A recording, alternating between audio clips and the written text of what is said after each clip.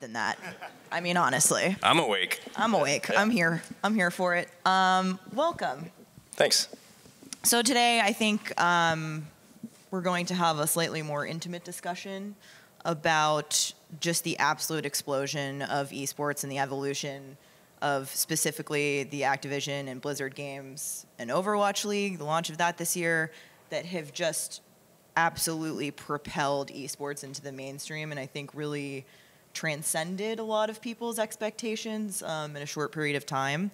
But I would love to get into that by talking about you personally, what your sort of trajectory and transition from traditional sports in that world into esports and sort of how you arrived in your position. Sure. So I've been at the company for about a year and a half now, and prior to that, I'd spent about a decade in traditional sports media. So immediately prior to this job, I was the head of digital at Fox Sports. And I got to Fox by selling them a company. So I was the founder and CEO of a company called Yardbarker, which was still is a network of sports blogs. I've always sort of identified as an entrepreneur. I've always, imagined, going back as far as I can remember, myself as, as a head of an entrepreneurial venture is something that I started. And so honestly, when I sold Yardbarker to Fox, I thought I'd be at Fox for a year and then I'd be off doing my next startup. That didn't happen. They kind of kept pulling me deeper and deeper into the belly of the beast.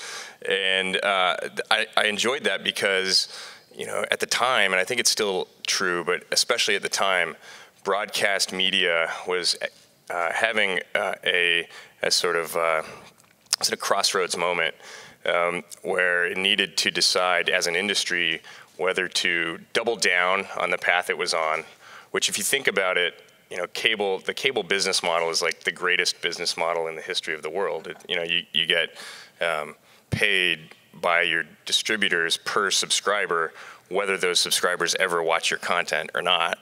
And so there's a lot of energy spent inside the broadcast industry trying to protect that model. But the other path was, the one that maybe was starting to become illuminated by changes in consumer preferences and audiences migrating to digital platforms, audiences expecting their content to not be encumbered by paywalls and that sort of thing. And so I felt like it would be going to a place like Fox would give me a great opportunity to kind of help a big old company like that navigate that choice, a choice of how much to invest in either of those paths. And so my job as the head of digital there was to kind of run out in front of the rest of the company and see what was on the horizon, threats and opportunities, and then come back and share those with my colleagues and plan our approach. And one of the opportunities that I identified, and threats, frankly, was eSports. And I spent some time kind of developing a plan for Fox Sports to enter the category in a meaningful way. And in doing so, really developed an appreciation for the space. I've played games my whole life. I think if you were to tell 12-year-old Pete that he was now working at the intersection of sports and video games, like the two things I love the most, I loved the most certainly when I was 12. I would have thought, wow, that sounds pretty good. I think I must have gotten pretty lucky along the way. So I've been kind of a casual gamer my whole life. Never identified as a hardcore gamer. Always played on console. But same. Yeah. I'm at much shame. No, go console. But I knew enough about the culture of gaming to know that the numbers I was reading were real.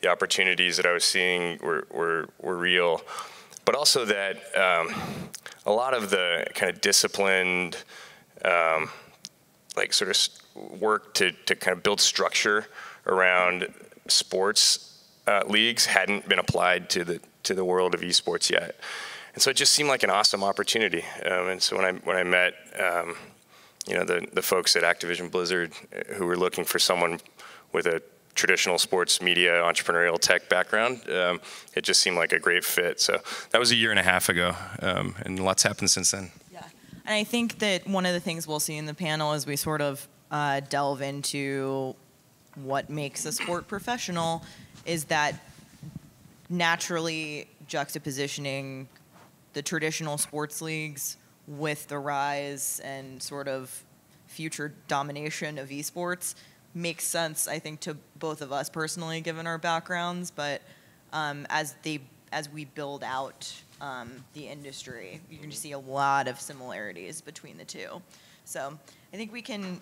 I feel like the changing viewership patterns of consumers that you mentioned is, you know, a whole other panel for me, but something we can get into in a little bit. Do you think that there is still a misconception among sort of more mainstream folks who may not be esports fans that it's a fad? I don't hear that as much as I did even like a year ago. It was at one point even a year ago, just something. Well, that's because that's like the natural tendency of anyone who isn't familiar with something, you know, to assume that, you know, that it's hype. I think it's like a defense mechanism in a way that I totally understand. I think though in the last year. There's been a lot more education. Just, you know, companies like ours and others in the space, and, you know, the media broadly have done a really good job of explaining this stuff. And so I think that skepticism and cynicism is not what it was even a year ago. I still think there's a lot of education that needs to happen. Absolutely. And I think it's our job, and it's not just our job to like explain what we're doing, it's also our job to structure what we're doing in a way that's easy to explain. You want something digestible because I mean, if the whole goal is to reach new fans, you know, to really broaden sort of the fan base and accessibility of esports, then that makes complete sense that you want it presented in a way that is informative for casual gamers, people who think they might be interested in learning more about esports, but also the core fan base that really sort of founded that community in the grassroots sense from the early days. Yeah, and that community deserves a ton of credit for investing their time and energy into building the scene, and also, you know, committing themselves to understand it once it had been built.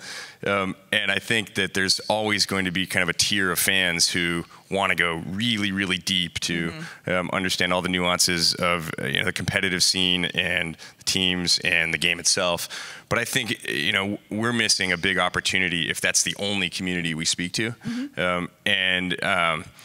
And so, you know, companies like ours have to be thoughtful about, you know, how the structure of an esports league or scene itself is digested and passed along from person to person. Like, even if you're a hardcore fan, you know, you want your friends to be into the thing you like too, and it'd be nice to be able to explain it, you know, in simple terms to get them excited.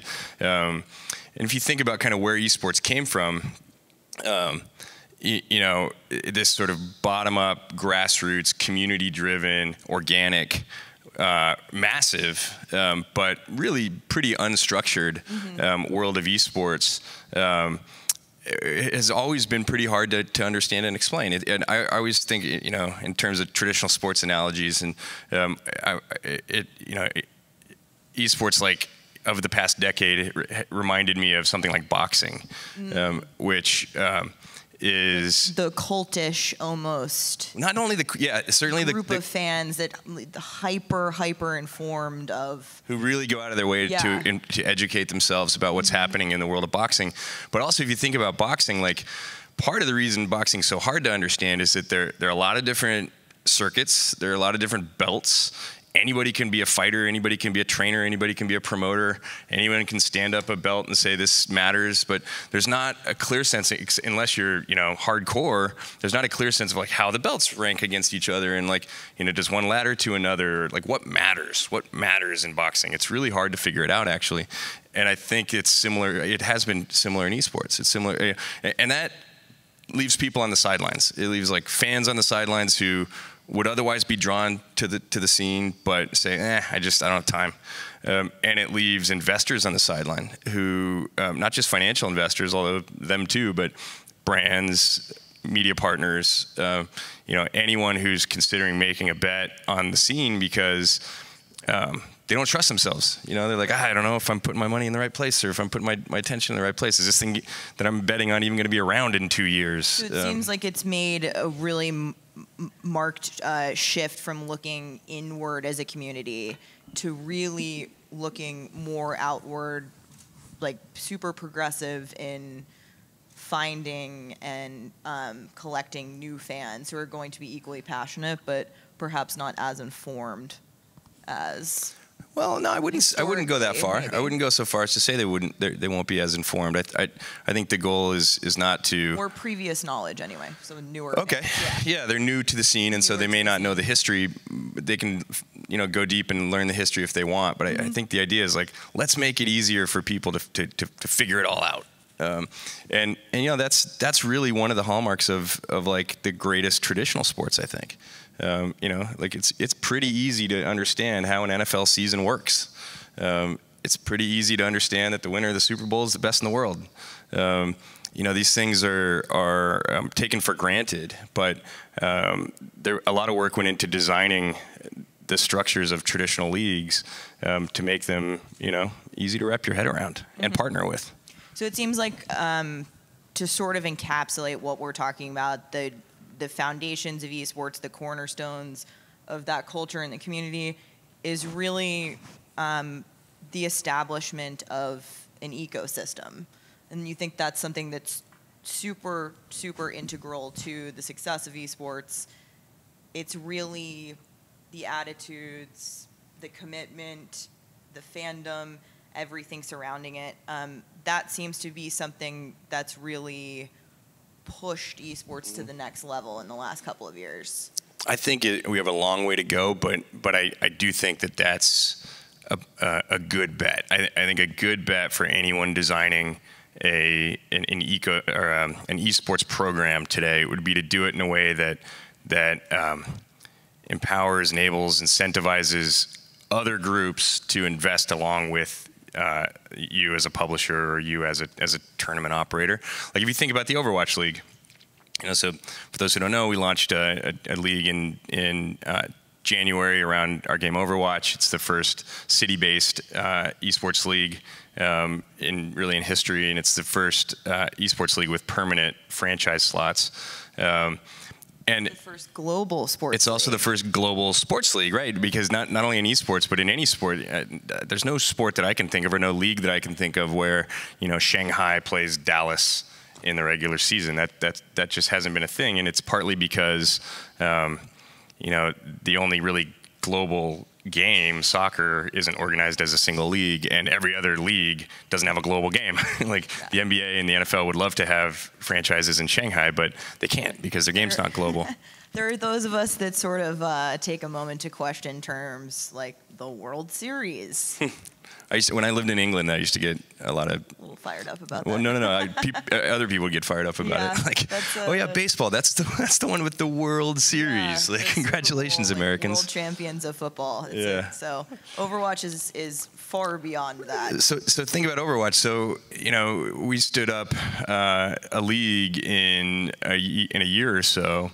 And the launch is considered a success, and the viewership numbers have been very encouraging, and there really seem to be fans, sort of attaching themselves to this league and to a lot of the teams. But I think the important point about the Overwatch League is that we didn't do it by ourselves.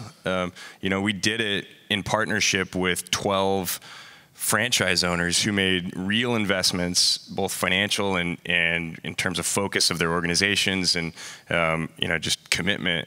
And these are great partners. These are guys like the Kraft organization who own the New England Patriots in Boston, and the Kroenke organization who own Arsenal and the LA Rams in LA. How important do you think it has been that you're bringing organizations like that who have existing knowledge? I think the important thing, sports leagues. The important thing is that we brought some of them and some endemic esports organizations that knew the esports world and put them together to learn from each other.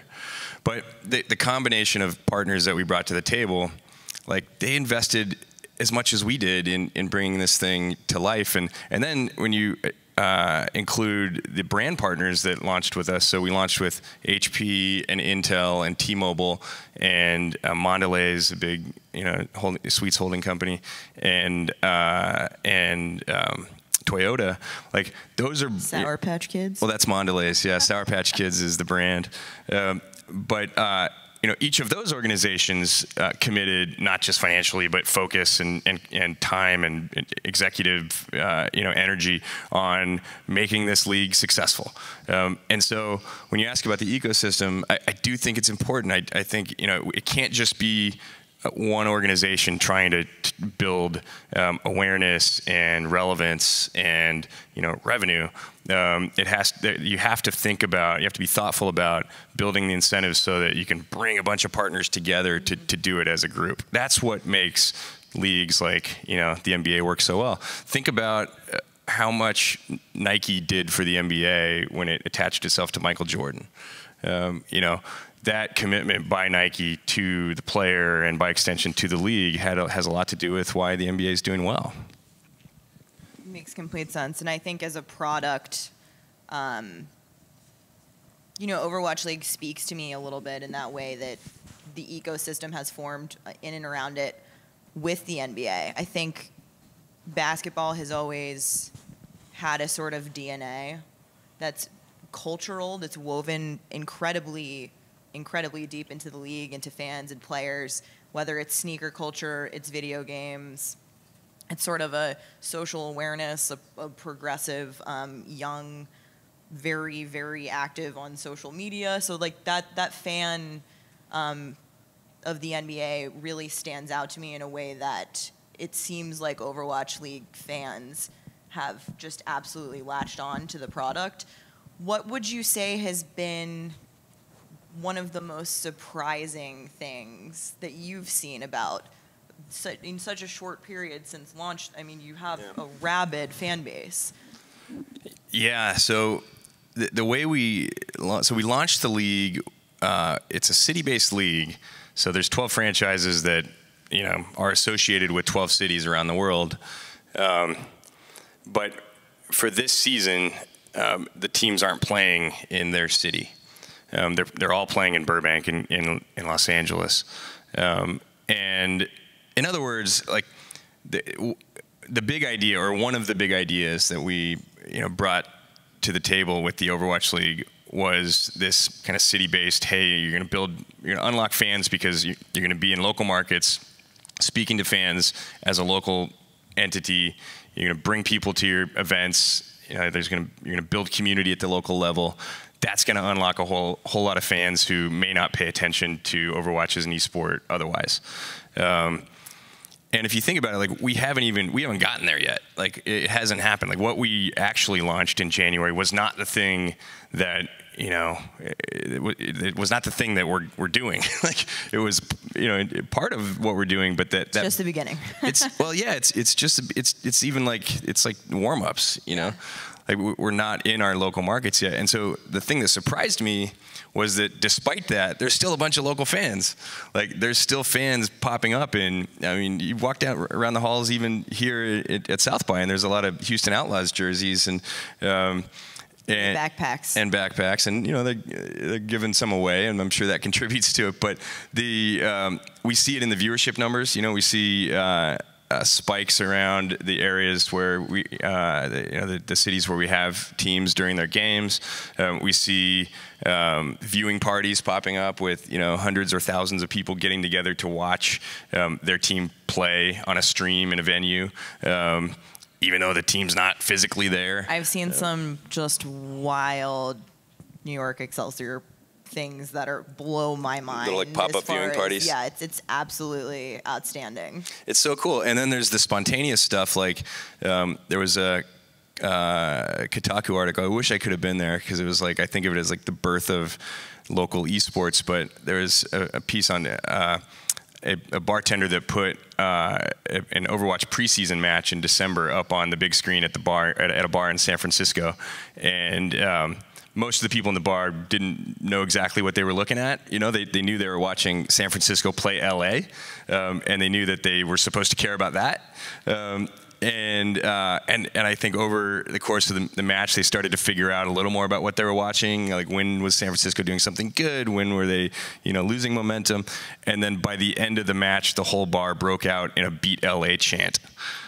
Which can't beat that. It's so cool, because, you know, it's like, that's the hypothesis we were trying to prove, that like when you make something relevant to a local fan base, like they'll invest into it. They will then decide, okay, I'm going to invest in this because you've given them a reason to care. I think too, one of my favorite things about being an Overwatch League fan is I've seen sort of this loop of communication and feedback develop a little bit on social media. That's sort of, you know, fan brings a sign in the audience. I'm going to say, let Zenyatta walk. The broadcast takes notice of it. The devs are watching the broadcast, and then we are just absolutely gifted or horrified with an actual video of Zenyatta walking, which is just amazing to me that there's that level of reaction and responsiveness to fans so far, with the developers really just adding a sort of richness to the entire fan experience that's been really special. Yeah, it's a real advantage that esports have, I think, over traditional sports, is that, you know, we don't just operate the league, we operate the game. You know, like the NFL doesn't operate football. They operate a league based on football. And if they did operate football, you might see signs at NFL games that said, like, let the ball explode or something. And like, they'd have to decide whether that's a good idea. I may have seen that sign at some point. But even if they, you know, wanted to make the ball explode, like, you know, it's football. They don't own football. You know, there's some kind of purity around the game of football, I guess, that makes it hard for them to touch. But we can have more fun with it. You know, we can we can bring fans into the experience of not just the sport, but the game itself through things like that. And so, yeah, every game, for those who haven't seen it, every match, you know, fans at the front of the arena will hold up signs suggesting things to the game developers, like let Zenyatta walk. Zenyatta's a hero that kind of floats around, and they're like, "What? We want to see it walk."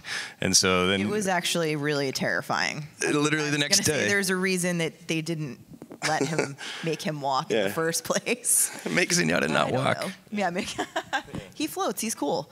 But it's fan engagement at the end of the day. You know, it's like it's an opportunity again that we have, and I think there's some traditional sports leagues that do it much better than others. You know, some traditional sports leagues lock down things like highlights and say, you know, only we will be distributing clips of anything related to our games. And then other leagues say, you know, actually, you know, it's great for the league to have fans taking that content and making it their own.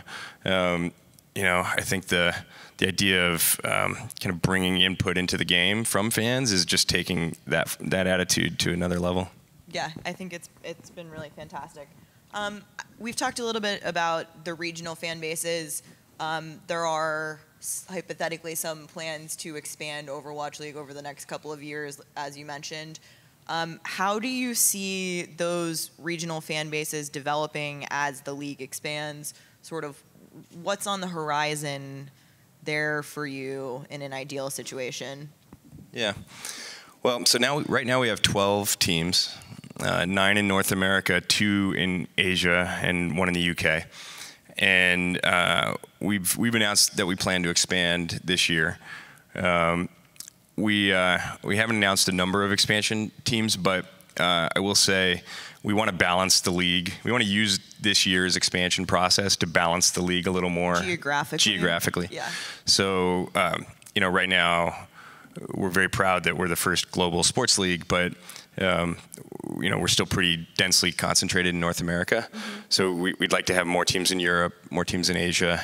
We're very interested in parts of Latin America and the Middle East, and you know, we'll get there. I mean, we have said that ultimately the league will be a 28-team league, and with a very nice distribution around the world. we have a real opportunity this year because of the momentum coming out of the launch to work with the best possible owners in the cities that matter most to us, which are the cities where our players live. So when we set out to design the league and find our owners, the very first thing we did before saying, oh, we really want to work with that group, we said, here's the list of cities that are most important to us. And it wasn't just a list of the biggest cities in the world. There are a lot of the biggest cities in the world that aren't on the list, and that's because in those cities there aren't as many people playing Overwatch as there are in some smaller cities. So we made this list of like best Overwatch cities, and then set out to find the best owner in each city. And there's still some really great Overwatch cities that we don't have teams in. Right. Speaking of regional teams, I think it's been really enjoyable too in the last couple of months to sort of see how individual players and teams, internally have developed chemistry, personality. I said that as a fan when I was first starting to watch the league, I couldn't decide who I wanted to root for. I needed my home team. Just because I didn't know enough about them. I think part of being a fan and having that sense of really being invested in the individuals and the whole culture around it is sort of knowing that. I feel like we've had some stars emerge on social media, some really fun things from the teams. On digital, I've seen a lot of even organic team-centric video series coming out. I know the Valiant are doing sort of a behind-the-scenes thing.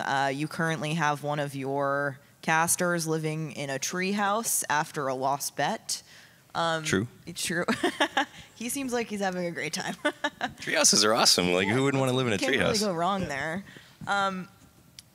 But there are other sort of benchmark moments in league development. I think one of those is, as you're sort of creating characters, you're going to see sort of the best and a little bit of negativity from certain people. With the release of XQC from Dallas Fuel last week, do you think that you'll look back at that as sort of a milestone moment for league development, or just as individuals existing sort of in that community, how it sort of is, it may change the league itself? I've seen articles ranging from, everybody has their own opinion on it, but even suggesting that the players should be unionizing. It seems like months into the league, that's sort of shocking for me to read. Not in premise, but just sort of the time that has elapsed and really that developing so quickly. Yeah. Look, the reality is when you've got 12 teams and up to 12 players on each team, that's a lot of players who are individual human beings with individual personalities and agendas and priorities. And no league can pretend to be in sort of complete control over the behavior of 100% of its players. Not at all. That said, Overwatch it's a positive game, positive, optimistic, bright, diverse, inclusive vision of the future is reflected through that game. And we want our league to be the best possible example of what a great community around the game can look like. And so I actually think, people talk a lot about toxicity. I think, and then there's an argument that, in eSports, because the game is competitive, like at the highest possible level, you're sort of flaming the fires of the kind of most aggressive element of a gaming community.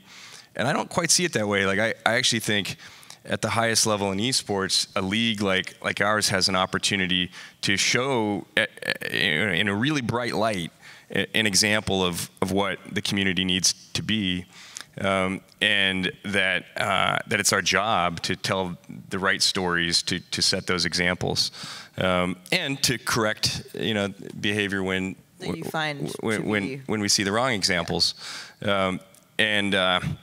And so I think what you'll start to see emerge out of this league is are those positive stories, and the sort of the heroes that we think are, and the audience thinks are the best examples of what what an Overwatch player is.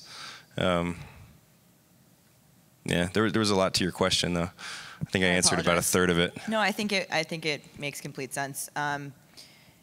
That behavior is contradictory to sort of the message that you feel the game and the league sends, and the community is very positive. I think one of the things that I've noticed the most is I didn't know what to expect when I went to a match in Burbank, and a lot of families, a lot of young kids, young parents who just seem super savvy about esports, and it's really a fun, like you said, bright, inclusive experience, and I think that that's something that struck me in person especially. So yeah, it is. I mean, it's a game that that I play on my bed with my 2 young daughters watching, and they always say, play mercy, like they don't want me to shoot people, they want me to help people, and the game gives me that option, and it's a very family-friendly game, and I guess in terms of surprises, that's probably another surprise. Actually, I didn't expect as many families in live experiences as we've seen, and I think it's so cool. It's young parents have this activity that they can bond with their kids over, because the game itself is accessible to a 9-year-old and to total or a 14-year-old and a 40-year-old, and just feels like the kind of world that a lot of parents, I think, want to expose their kids to. And again, like at that point, it's up to us to make the experience of viewing the game and to sort of highlight the best elements of the game so that continues. Mm-hmm. We're going to touch on something that you mentioned earlier. When we first spoke about this, you described Overwatch League to me as the fans it is young, global, and digital. And it feels, I think you said the average viewer is just 25 years old. In an era when traditional sports leagues, cable companies, sports media outlets are struggling to really adapt to changing viewership and how to reach those people, millennials, cord cutters, it seems that all of this being digitally native, it just structures it in a way that is just going to take off. The success in it exists in its inherent structure, I guess. Yeah. Yeah, I think one of the things I've learned working in entertainment is that, it's always a safe bet to bet on younger. Younger is another way of saying the future. And especially if we can start to get that kind of multi-generational flywheel going that I talked about, where parents are passing it down to their kids, I think, it's a very good bet. But yeah, I mean, traditional sports, I hate to bash. I mean, I'm a huge sports fan, and we're in a safe place. No, we're not. I'm kidding. But yeah, I mean, the average age of an NFL fan has gone up from 40 to 50 in the last decade. And baseball fans are like 65 on average. And you can find any. I mean, just 65 is the average. So, or I think it's the median. But imagine how many 90-year-olds have to be watching for 65 to be the median or the average. But and even the sports that are considered kind of young, like UFC and NBA and soccer, have fans in their like mid to late 40s.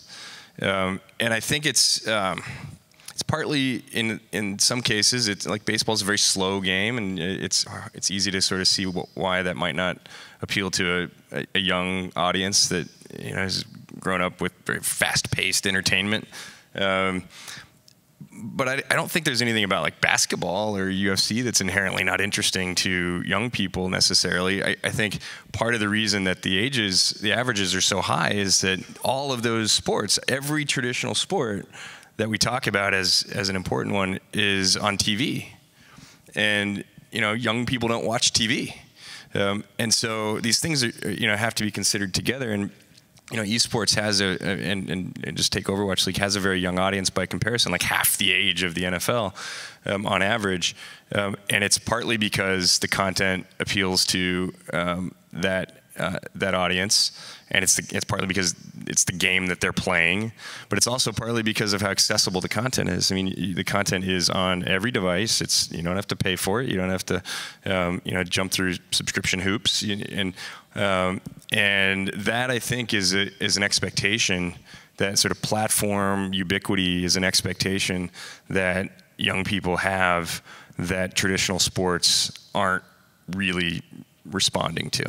Right. I feel like in the rights deal with Twitch, Overwatch League instantly became incredibly accessible to a lot more fans than I think even initially the NFL or a lot of traditional sports leagues know how to attract. How has that partnership been an integral part of sort of the success you've seen thus far? Yeah, Twitch has been a great partner, and have done a lot of thinking not only about how to get the broadest audience for our content, but how to build experiences around watching that the fans love. With like cheer motes, and there's some other cool things coming, but I think platforms like Twitch, and there are other great digital platforms too, but these platforms have an advantage over TV in that they can build really engaging functionality around the viewing window that you can't do on TV. You can't lean in to the big piece of glass on your wall that in ways that you can with the platform. Interactivity feels incredibly appealing to people who are really involved in it, I think. Yeah, and look, it's like it sort of feeds itself, right? It's appealing to the crowd, and because you give it to them, they engage with it and they expect it next time, and then they want new features to engage with, and it just changes. I think the sort of most meta story you could write about esports right now is about how the experience of engaging in esports, whether it's on a platform like Twitch or in a live event, or engaging with the developers, through signs that you hold up in the broadcast, like that experience of engaging with esports is redefining what audiences expect out of live entertainment. Completely unique. Out of live entertainment, not even sports, just like live entertainment, like their expectations. There's a whole new set of expectations now for what live entertainment is because of this phenomena. Right. I think super successful story the first couple of months. It seems as though the model for Overwatch League is something that Activision Blizzard specifically feels very proud of and very excited about, and it's just going to keep getting bigger and bigger and expanding. Do you foresee other esports possibly adapting to that model going forward? Broadly within our portfolio, what are you asking? Yes. Broadly and within our portfolio? Yeah. Look, I think when somebody establishes a model, others look at it, and it works, others look at it and say, how could that work for us? So I do expect people to watch closely what we're doing, and if it continues to work, for them to try it out in ways that make sense for them. As for our portfolio, I mean, Activision Blizzard publishes a lot of great titles. Many great esport programs are built around those titles. Starting with one of the original esport titles, StarCraft, and there's a vibrant scene around games like World of Warcraft and Heroes of the Storm, and Hearthstone and Call of Duty. Call of Duty is probably the most analogous when you're comparing, it to Overwatch, and so commercially it was very popular. There's a huge fan base already. There is an existing, esports component to it now as very popular esports scene around Call of Duty. Organically, there was with Overwatch even early on. And so. You can imagine that as things start to work in the model that we're building in Overwatch League, they will think of ways to sort of bring some of those ideas and what works to other games. Call of Duty in particular is I love the game, and I love the esports scene around it. I actually love watching it more than I like playing it, and that's encouraging. It's a relatively easy game to watch and fun game to watch, and I think as an esport, it has just massive potential, yeah. especially in the West. And so, I've been spending a lot of time. My team has been spending a lot of time thinking about like what the next step for Call of Duty might look like as an esport. Great.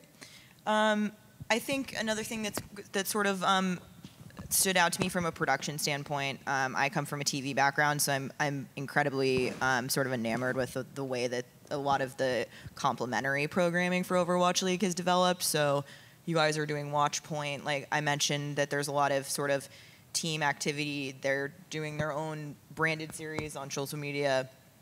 That's just providing even more opportunities for fans to just consume and engage with the brand. Do you think that's something you're sort of prioritizing on building out as sort of the league develops? For sure. Contenders even?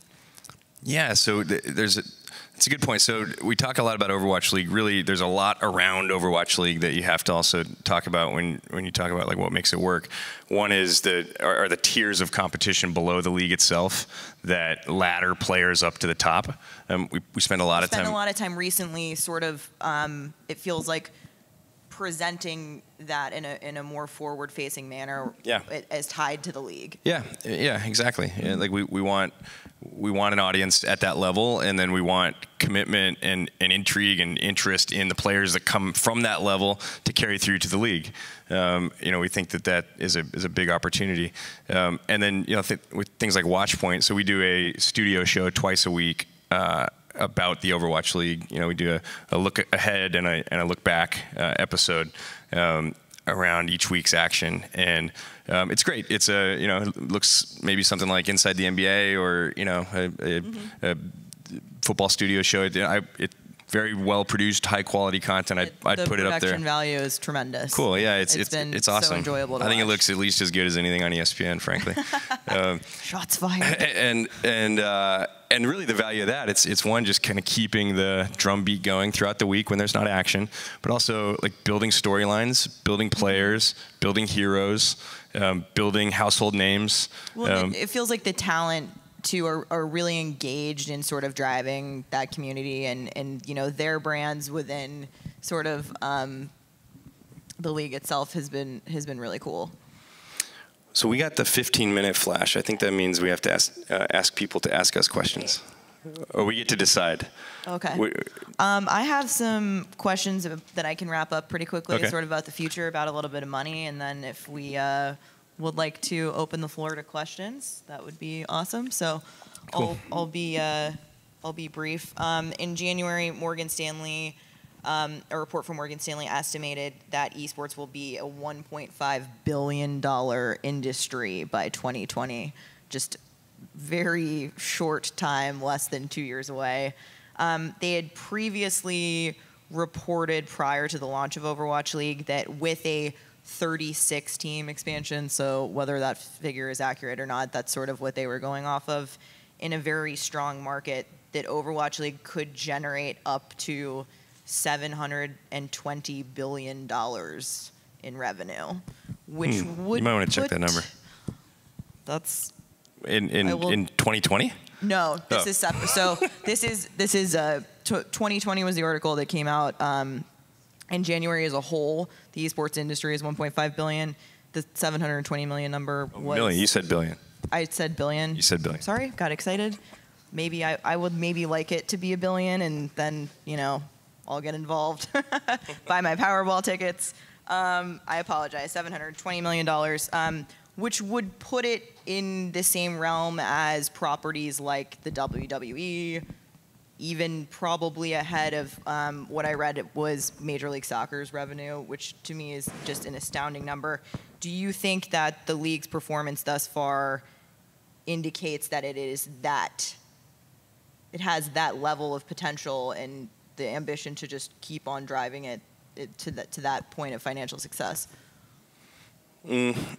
Yeah, I think it's already been a commercial success, even at least relative to our ambitions at this stage.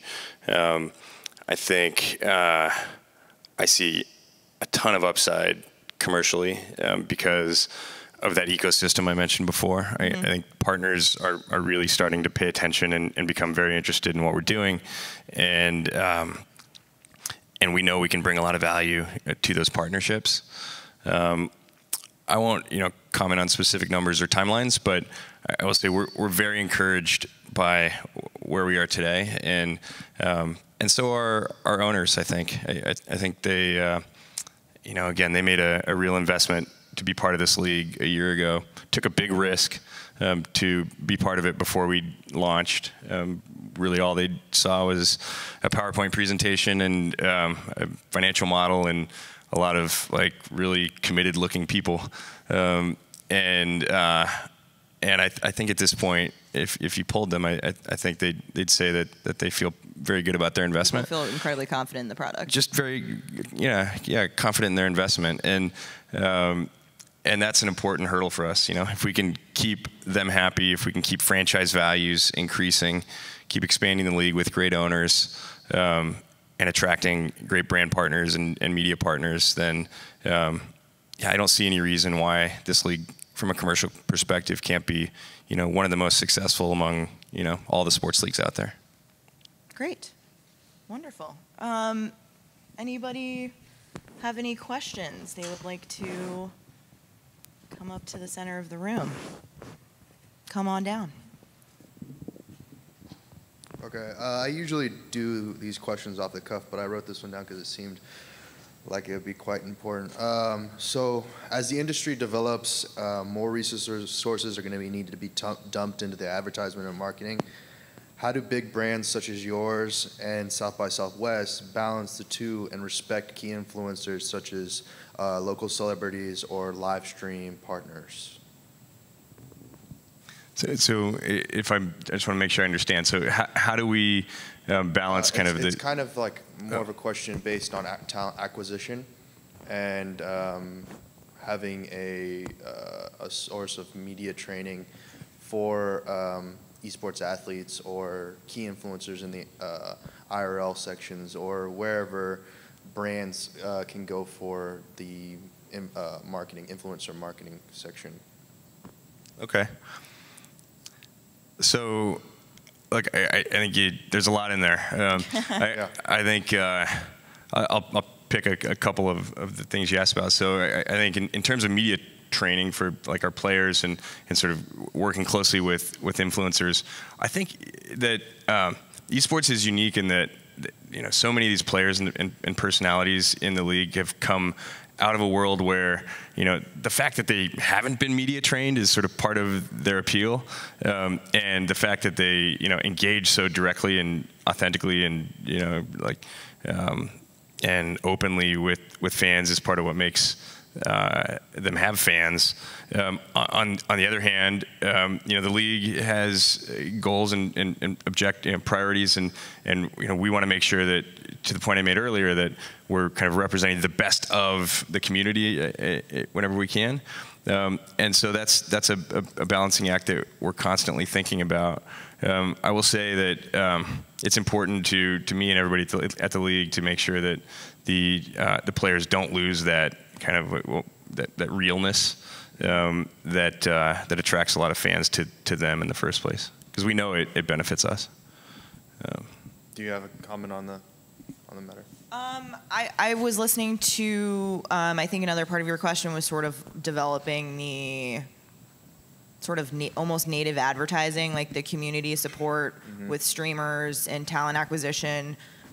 We were talking a little bit before. I just think as the league expands, there are going to be, it seems like to me, outsider looking in, a ton of opportunities for people to get involved in whatever, way they wish as a fan, whether it's, there's a ton of Overwatch League content out there produced by fans. We were talking about the High Noon podcast earlier, the Around the Payload show that's you can watch on Twitch, or I think they clip it off on YouTube as well. I think there are ways to feel influential, whether it's as a fan, and it's sort of up to you individually whether you want to parlay that into something more like becoming a streamer, whether you're a streamer. Like, you know, this week we saw Ninja take over the entire world with just, you know, one night because his name is synonymous with Fortnite.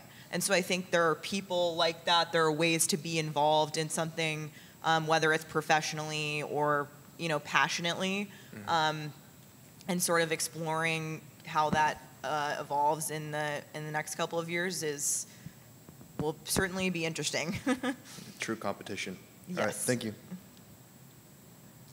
Hi. Hello. My name's Sarah Schneider, and as a girl gamer, what do you foresee for the future of females in esports and inclusion?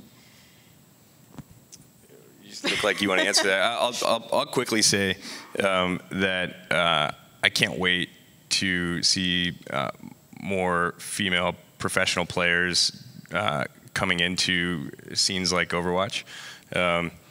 We've got our first. Giguri is getting started. Actually, I don't know if we've announced the exact date. Okay, within a couple weeks, she'll be officially on the Shanghai Dragons roster and playing, marking a pretty important moment when, you know, for the first time a female is playing at the highest level. And that's going to continue because there's nothing about this game that makes it harder for a woman than a man, and with more examples like Giguri out there, you know, I think more women are going to be drawn to try to compete at the highest level, and I think it's awesome. I think it's awesome. There just aren't many sports. There's very few sports where you can even you know, attempt something like that, and so if we get to be one where it's possible, then that just seems to open up a lot of doors. Thank you. I think just my 2 cents is that I come from a traditional sports background. I started my career at ESPN. I was constantly surrounded by, you know, my male counterparts.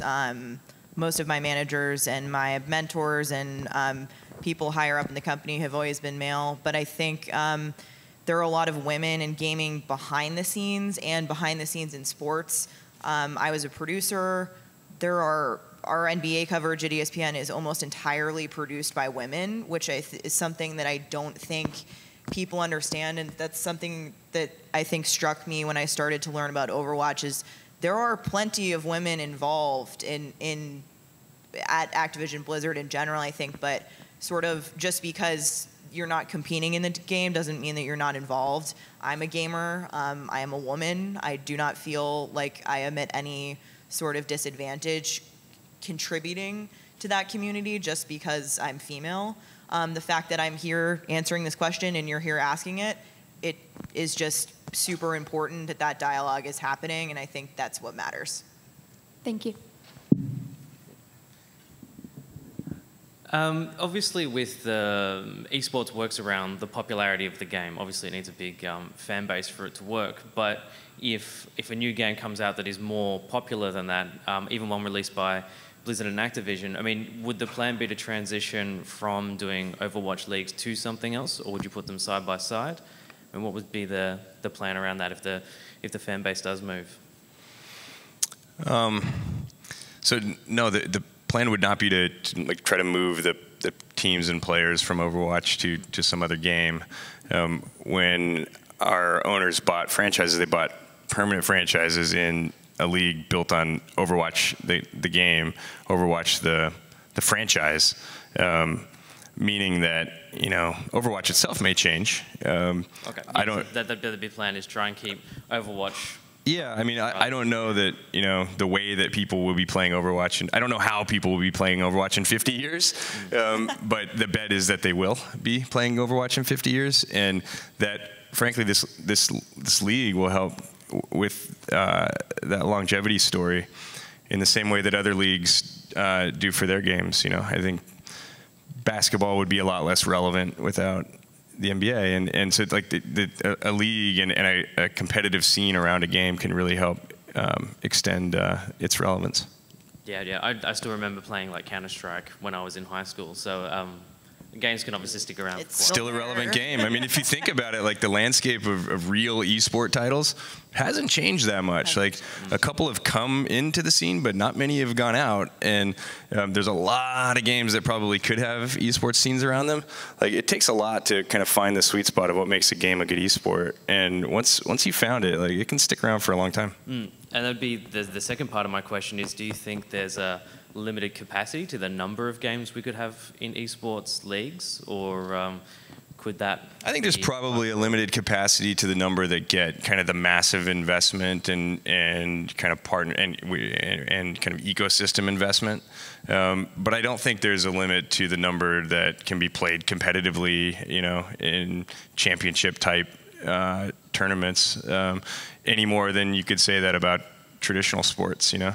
Like I think the audience has an appetite for, you know, a few big ones and then a whole lot of small ones. I could see that applying to the esports scene as well. Cool, thank you.